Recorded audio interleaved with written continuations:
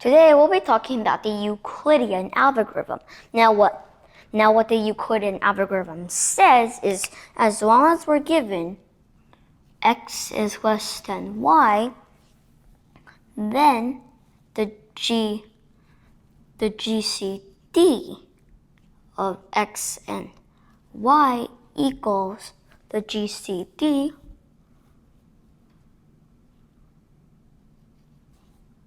of x and y minus x. So that's what we're looking at today. That's what we're trying to prove, even though it's already proven. So now we're going to prove this using a kind of simple way, simpler problems, that is. So pretend we want to find the GCD of 8 and 20.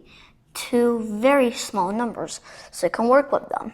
Now, usually when we have these small numbers, we like to find a prime factorization, right? And then pick out the smallest factors of each number. Well, when we get to bigger numbers, that's not what you're going to do, because who likes to find a prime factorization of a whole bunch of big numbers? So what we can do here is we just look at any common factor, not the greatest common factor, just any common factor that's greater than 1, because greater than 1 makes more use. Since if it's just 1, it'll be no use. You'll see why. So we see 8 and 20, they're both even. That means they're both multiples of 2. That means 2 is a divisor of both of these numbers. So basically what I'm trying to say here is, if we have a number line and then we skip count by 2s, we're going to eventually hit 8 and 20 somewhere on the number line. So, well, we'll draw that number line, and we're going to talk about that number line soon. So we'll start with 0, obviously, and then we skip count by 2s because we know 2 is a factor of 8 and 20. Maybe not the GCD, maybe not the greatest common divisor, which is the same as a factor, but you'll see soon.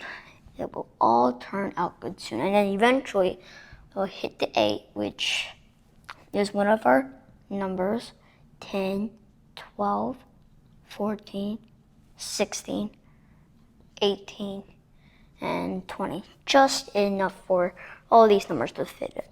Now this number line, I gotta highlight the 20 a little bit too. This number line tells us basically we can skip count by 2s, like I said before.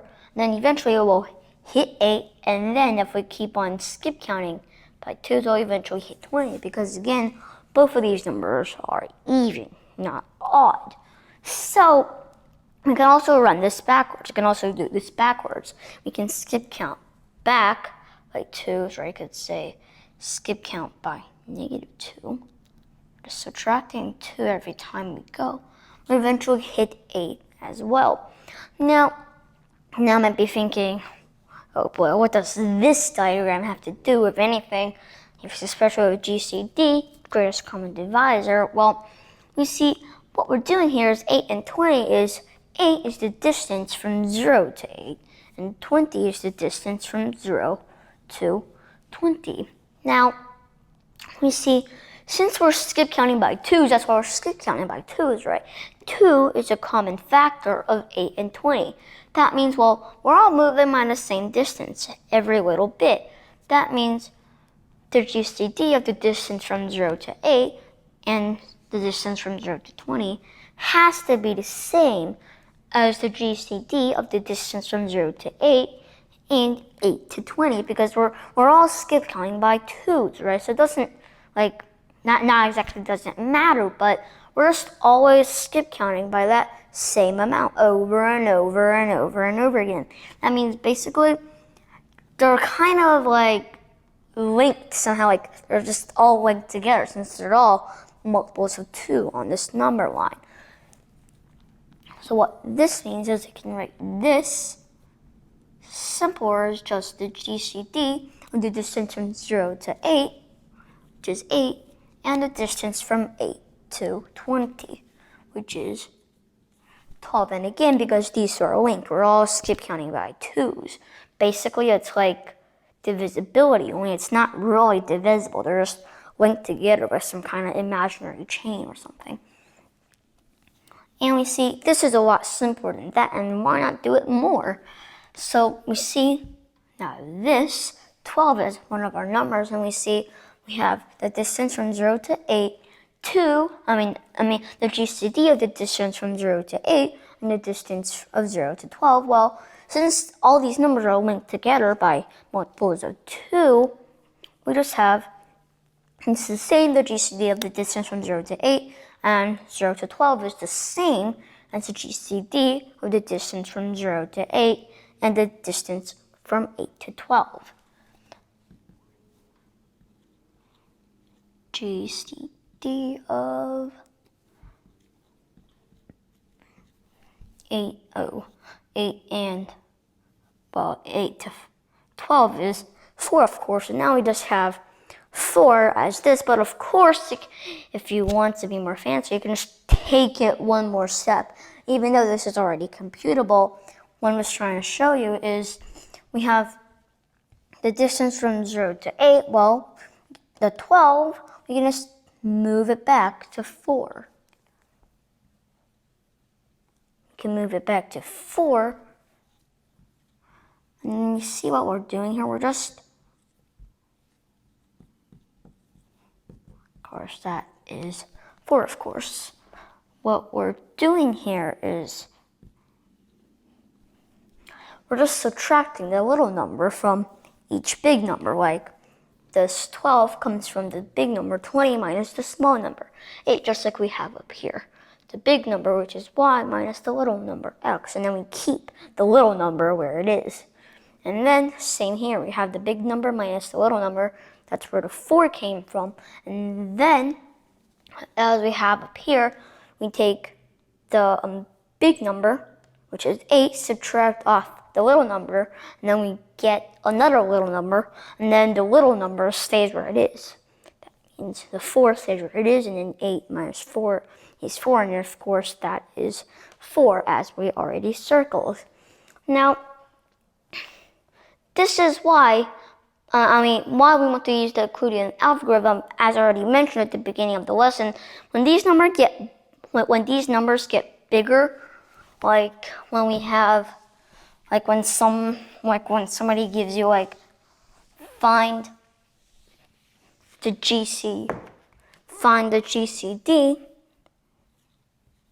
of, I don't know, 136 and 1212. Now, he wants to find a prime factorization of these two big numbers, and then you have to pick out a bunch of exponents, and you have to multiply them all together, and nobody likes doing that. But when you use the Euclidean algorithm, we see that we can just subtract the little number again and again and again until we get something like, I don't know, or something like the GCD of 6 and 8 or something computable, something that's easier, something much easier than this. And in fact, it gets even better than that. This is the way computers and calculators compute GCDs, because you know what? They don't just need to find a GCD of 2-digit, 3-digit, 4-digit numbers. They need to find a GCD. Sometimes somebody gives them the GCD of 2 40-digit numbers or 2 60-digit numbers. So even the calculator doesn't want to find a prime factorization of a whole a 60-digit number, and then they're gonna go prime factorization. What? They're gonna be like that, even since you might think calculators can do everything. Really, they can't. They just look at some really neat way to do it. Just like sometimes I want to be lazy and find all these cool tricks to save our work. The calculator wants to do that too, right? It doesn't want to get too tired and burn up or something. So He uses the Euclidean theorem, the Euclidean algorithm, which is just subtraction. We don't use any multiplication, no division, in fact, no addition. We're just subtracting, and over and over and over and over and over again. Now, so we see sometimes, like, maybe, like, I'm just give you an example of how this might work. Like if somebody wants it to find the calculator or whatever to find the GCD of, okay, this is a very big number. And in fact, the GCD of this number and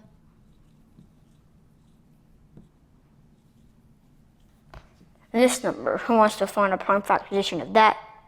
Nobody, not even a calculator. What they do is, we see these numbers, we see this number, the 1, 2, 4, 6, put commas, 1,246,124.